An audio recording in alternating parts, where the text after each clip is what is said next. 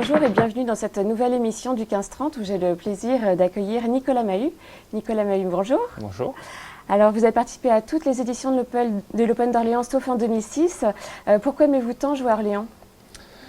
Déjà, ça ne me rajeunit pas de me dire que la première c'était il y a presque 10 ans. La première année, voilà, c'était un tournoi c'était une première édition. De manière générale, j'aime bien jouer en France. On voyage suffisamment dans l'année pour pouvoir profiter des tournois en France. Et puis c'est vrai que je suis tombé un peu amoureux de ce tournoi. Déjà, mon père et ma famille viennent fréquemment me voir jouer. Je crois que pratiquement chaque année, ils sont venus me voir. Et puis j'ai eu la chance de faire une finale la première année, de revenir une deuxième fois, de refaire une finale. Et puis les gens, en me voyant perdre 2 fois, m'ont soutenu. Pour enfin, j'ai gagné mon premier titre ici.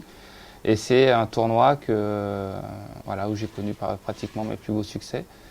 Et j'aime ce rapport avec le public, qui, il faut quand même le souligner, se déplace quand même très nombreux. Pour un challenger, c'est assez rare.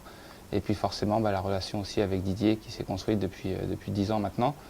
Donc c'est un tournoi qui est important pour moi dans l'année. Vous signez, vous êtes un peu le chouchou du public orléanais, vous êtes ici chez vous ?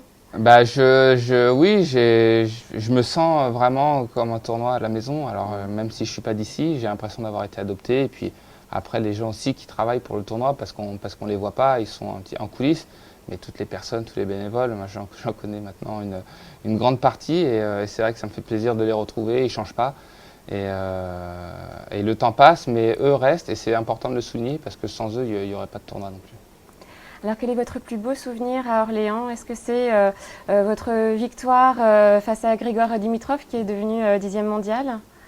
Je pense que c'était le match le plus difficile, la finale la plus difficile, même si celle que j'ai remportée contre Christophe Rocu, je l'avais remportée 7-6 au 3e. Mais cette finale contre Grigor, je ne devais pas la gagner. Il était vraiment supérieur à moi pendant un set et demi. J'avais perdu, je crois, 6-2 ou 6-1 le premier set. J'étais malmené dans le deuxième. J'ai dû sauver même balle de match dans le tie-break du deuxième set. Et puis finalement, petit à petit, à force de m'accrocher, j'ai réussi à faire tourner un petit peu le match et à gagner encore 7-6 au troisième. Mais vraiment très difficile. C'était, dans mes souvenirs, un très bon match. Et je savais déjà, je l'avais dit à la remise des prix, qu'il fallait profiter de son passage parce qu'on ne le reverrait pas longtemps. Et aujourd'hui, il est dans les 10 premiers. Je pense même qu'il fera le Masters en la fin d'année. Donc c'est un joueur qui a une belle évolution.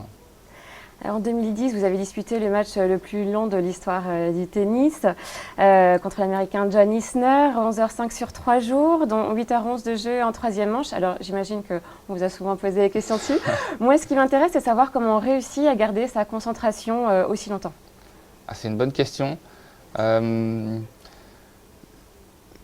a été en tout cas la clé du match. Je pense que si à un moment donné j'étais sorti ma concentration, le match, je l'aurais perdu plus tôt. Alors comment l'expliquer, je ne sais pas trop. Je pense que c'est un moment, c'est un tournoi qui me tient particulièrement à cœur. C'est le tournoi que j'attends le plus de l'année. C'est pour moi le plus grand tournoi du monde. Donc forcément, à chaque fois que j'arrive là-bas, tout se met en place, on sent l'histoire du tennis là-bas. Donc je crois que naturellement, quand on a des objectifs très élevés, on a une concentration ou une attention qui est au maximum. Après, il se trouve que sur ce match, je l'ai tenu très très longtemps, mais je pense que la clé, c'est vraiment de se concentrer sur le moment présent. Perdre un point, ou ne pas se projeter sur ce qui peut se passer le jeu d'après ou sur comment je vais essayer de le briquer quand c'est à nous de servir, et inversement, quand on est au retour, pas essayer de penser. Vraiment, ça a été de passer tout de suite à autre chose quand je perdais un point et de ne pas me projeter sur le reste. Ça a été difficile, mais j'ai réussi à le tenir un petit bout de temps. Vous êtes très actif sur les réseaux sociaux. Est-ce que c'est pour vous une façon de pouvoir communiquer avec votre public ? Ouais, alors très actif, je ne sais pas quel est...